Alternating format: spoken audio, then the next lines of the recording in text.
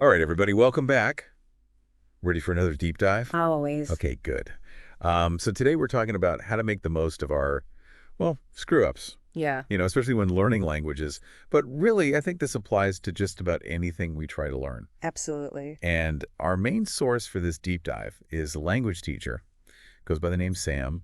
And what really got me thinking was, how we usually see mistakes as like the enemy of learning? Yeah, totally. But Sam's saying they're actually like the best teachers we could ask for, For sure. which I gotta say, it's a tough concept for me. Like, I don't know about you, but I really struggle with that whole, feeling demoralized when I mess up. Oh, yeah, it's super common. Like, nobody likes to feel like they're failing. Right. But what if we could, flip that script in our heads? See those mistakes not as failures, but as, valuable feedback. Okay, so how do we do that? Yeah. How do we actually shift our mindset? Well, think about it this way. Our brains, they're wired to learn by trying things out, messing up, and trying again.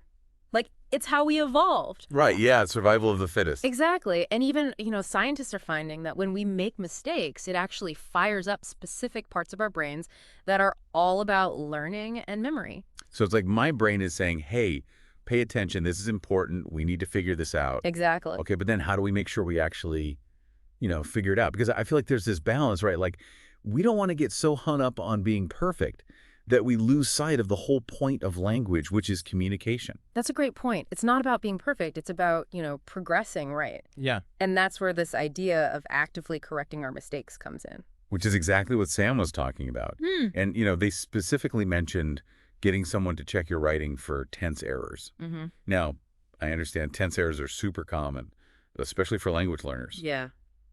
But are they really that big of a deal? Oh, they can be. You see, tenses are how we tell our listener when something happened, past, present, future. And even a small slip up with tenses can completely change what we're trying to say. I mean, think about it. I live in London versus I lived in London. Grammatically, they're pretty similar, but the meaning, totally different. Yeah, like I'm a millionaire Yeah. versus I was a millionaire. Yeah. Two completely different situations. Exactly. Okay, so tenses, got it. But beyond that, what are some other common traps that, language learners tend to fall into, and how can we, like, climb our way out? Well, pronunciation is a big one.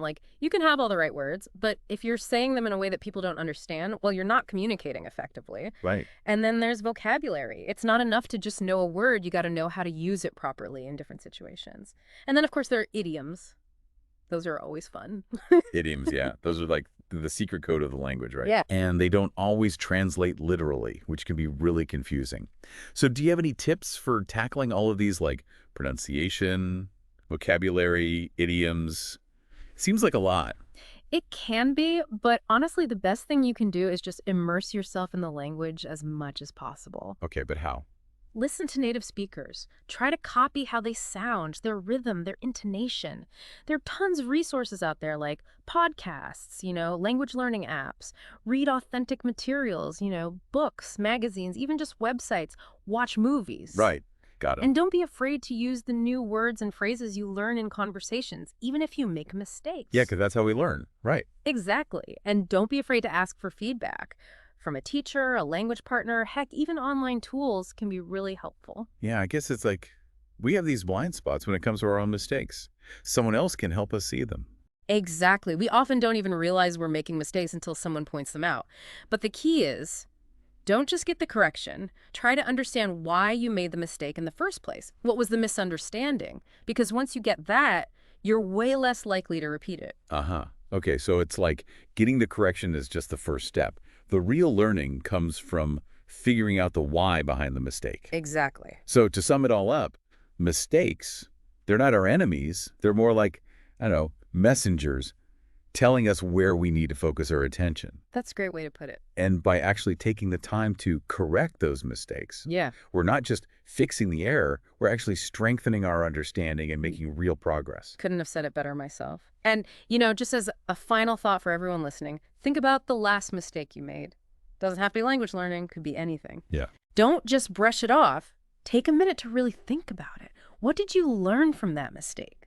How can you use that knowledge to do better next time? Because that's the real power of mistakes, right? Turning those stumbles into like stepping stones to get us where we want to be. Yeah, I love that. All right, well, on that note, we're going to wrap up this deep dive. Thanks for joining us, and remember, keep making those mistakes. And keep learning from them. Exactly.